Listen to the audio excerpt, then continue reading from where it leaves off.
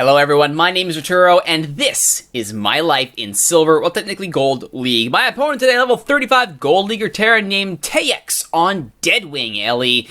Of course, I am in Gold. As indicated 2 episodes ago, I still think it was by accident, and I may end up leaving if it turns out that I, get curb stomped again, don't have any interesting matches to show you. However, I did have this match, and I thought it was somewhat interesting. So here it is, a TVT, Terran v Terran on Deadwing.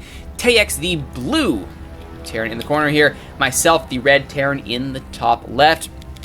So we'll see. We will see if I stay in Gold, if I move back down to Silver. I mean, it's not that I don't think I could hang in Gold. I think I might be able to do, at least semi-decently. But I honestly don't feel like I deserved it. I mean, I got half of my wins in my first 4 matches from instant GGs, just show up, game start, quit. Which I don't think is indicative of how I actually play.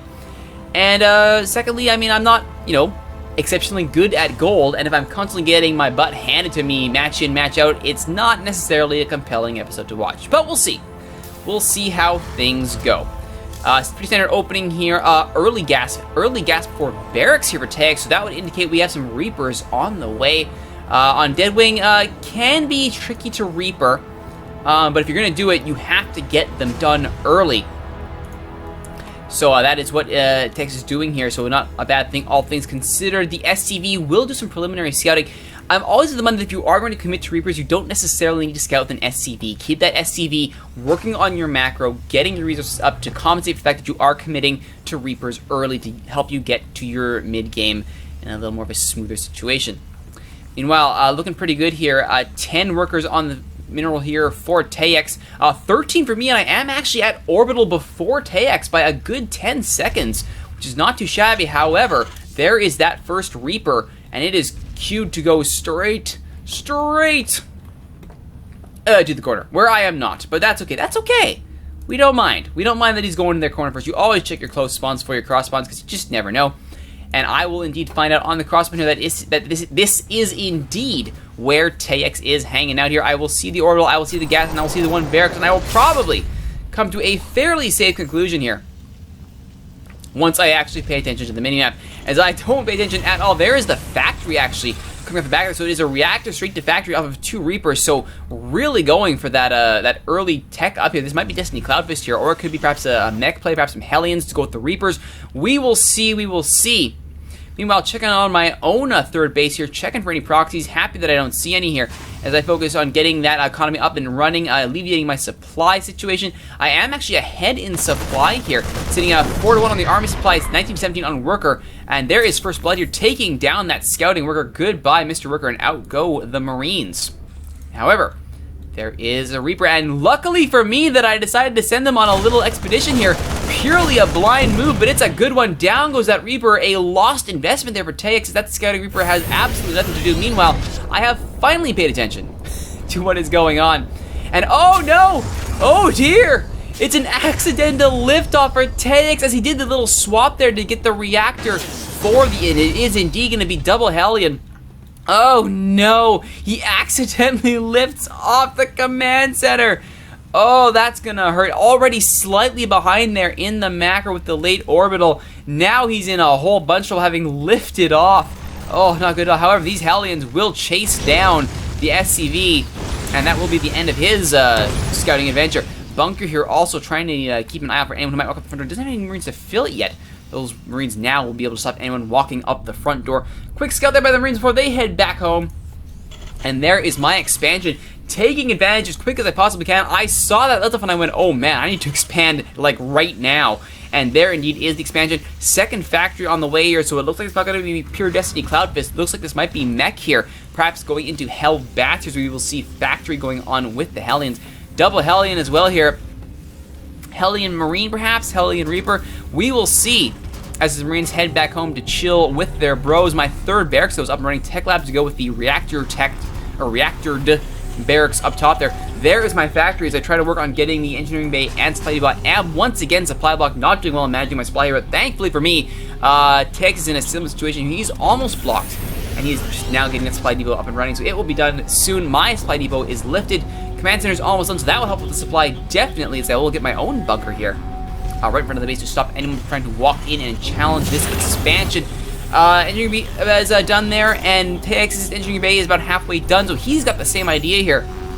I assume this is less for turrets and more to get the armory up to help his mech play here. Double reactored factories, so that reactor to marine play was very, very quick. And instead, this is purely existing just to get factories up and going for this mech play. Double Hellion. Look at all these Hellions now rallying at this Mega Watchtower. There are 3, 6, 7. The 8th is on its way. Nobody's staying home here. 10 Hellions. Not fooling around at all, as the tech lab is now working here for TX, as he is now supply blocked. I would assume this is for Stim to transition to a bio backup, but I guess we will see. Perhaps it's another tech lab for his factories. You just never know. Starport on the way now for TX. He moves up the tech tree. I have my second orbital complete here on that command center. I'm now mining as fast as I can to try and make sure I keep on top of this situation here. Here come the Hellions. They will go up to the ramp, though not completely up the front door. I've said in past that I like this fight area on Deadwing with this wide command, and this look, I'm going to get my wish here. Though the Hellions not wanting to engage in front of that bunker, wise decision. Instead, they go for the low ground, and the Hellions go after the rocks. Now, unfortunately, I have sight, but there's just not enough range. There are no U-238 shells in StarCraft 2. There is nothing that can be done to stop that, and I don't want to send those Marines to their death down that ramp, so I'm in kind of trouble here. There is the siege tank. Very late, though, to the party. It will certainly make mincemeat of those Hellions once it is completed, if it is completed in time. But if it is not, I may be in a world of hurt here. Meanwhile, 2 starports on the back of this, as I do have the resources to do so. Fully bunkered up on my mid and high grounds here. More Marines, more Marauders, trying to get more bodies on the field to prepare for this influx. Of Hellions. Rocks down to below half here. The time is winding down. Can the siege tank get them? The siege tank is there. The problem is that he can't get past that supply depot. That will change right now. And down comes the siege tank. He will indeed arrive in time, and he needs to siege up. He needs to siege up, and there is the siege. Goodbye, Mr. Hellion. Boom! The splash damage. Not paying attention is TX, and 1 Hellion will go down. 2 Hellion almost takes down the second Hellion. And up to the front door they will go here. Hanging out there, chilling with their bros. 4 more Hellions. And a dropship. So, could we be seeing a Hellion drop, perhaps? That would be something. A Hellion drop, you don't see that often. The transition to Hellbat drop, you'd think would be the natural progression here. There is another supply depot to relieve the supply block. There is the command center. Finally, that 11-minute command center for TX. Very delayed on the back of my double here. Now, does he know? Does he know that I have? He does indeed know. So this is certainly, he knows he's going to be behind in macro. Meanwhile, the Hellions splitting up here as they will move on here. After burning out Go, this is going to be an 8 Hellion drop here, and the army is going the wrong way here. They're looking at the right idea, but they're just a day late and $1 short. Meanwhile, there are the missile turrets to try and stop this drop. It's a good premonition by me here to throw up the turrets. The problem is there aren't enough of them, and they don't quite have the range. That is not good at all. From this cannon, kill for the payload is completed. 2, 3, yes, does manage to kill 2 of them in transit. The problem is there are still 6 Hellions loose in the base. And the army is there now. There they go, trying to clean up this, and the siege tank does siege at the exact right time here, penning in these Hellions. So the drop will clean up a few SCVs, which all in all is not a bad thing if you're trying to stop your opponent from getting macro, but the Hellions themselves will be completely cleaned up. Oh dear for TX, and this army for me is looking pretty good in the face of what looks to have been a commitment to a Hellion mech play, which is now horrendously backfired.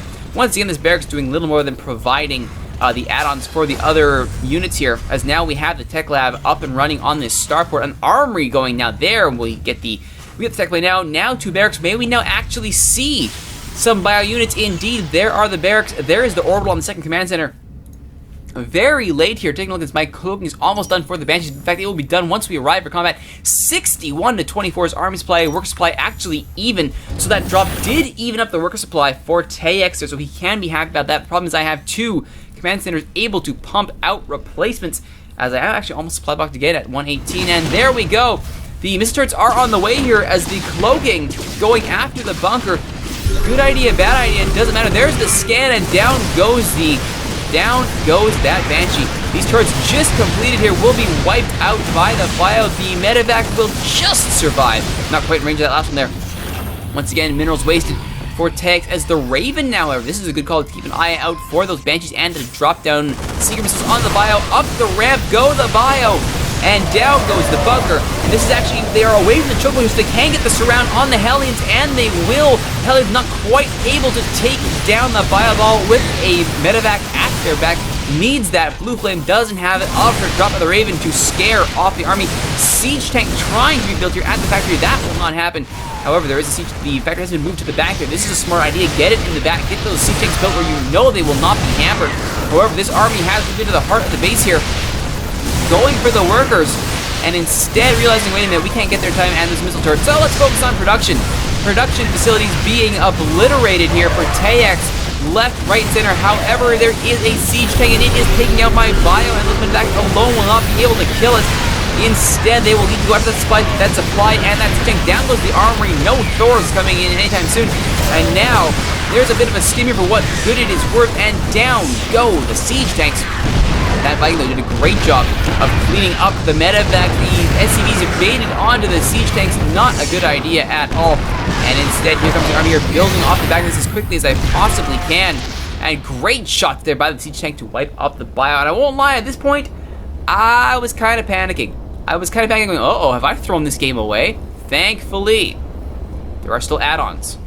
There are still starports, and there is still hope. Banshee's trying to get that command center, at least track the command center. Not a good idea to go mano a mano with a with a Viking missile turret tandem. Not good at all. However, they will be able to spot this orbital as it drops.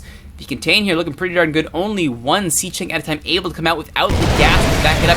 He needs the bio. He needs Marines pumping it out to the time as best he can here. And the SCs try to repair that siege tank. It is not happening. And down will go the add-on, because why not? And the SCs will be evaded once again back onto siege tanks as the 4 siege tank contain looking pretty stellar here. Units being built on the back as fast as possible. But instead the microprocessing away from the back here, the wave floats. Away floats the command center. The SCV, or the command center, has dropped the Banshee. Actually, somehow not to attack it. Silly me. 4 SCVs here, or 4 siege tanks here, joined by 2 more combo mode. The creeping barrage, pretty darn good here. This barracks will burn. The supply depot is still alive, but that's not really the target. The target is, as always, taking out these production facilities, and SCVs have been all but wiped clean. They will not be able to escape, even if they try here. There is the creeping barrage down. They go into siege mode. The barracks falls. There is the end of game. No GG from TX. He's had enough. It is over. That is my first win in gold of the 2015 season.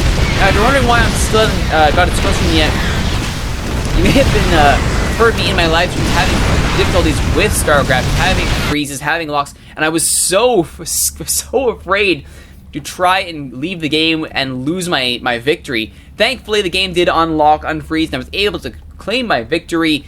Just another little slice of my life in Silver, technically Gold, League. Thank you for watching, everybody. If you like what you've seen, please be sure to like, comment, subscribe, share, favorite, all that stuff on youtube.ca/steelswords, where all these videos are hosted. Of course, you can watch these videos live as they're recorded on twitch.tv/Rituro.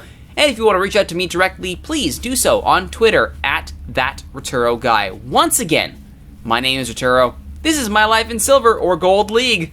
I'll see you next time.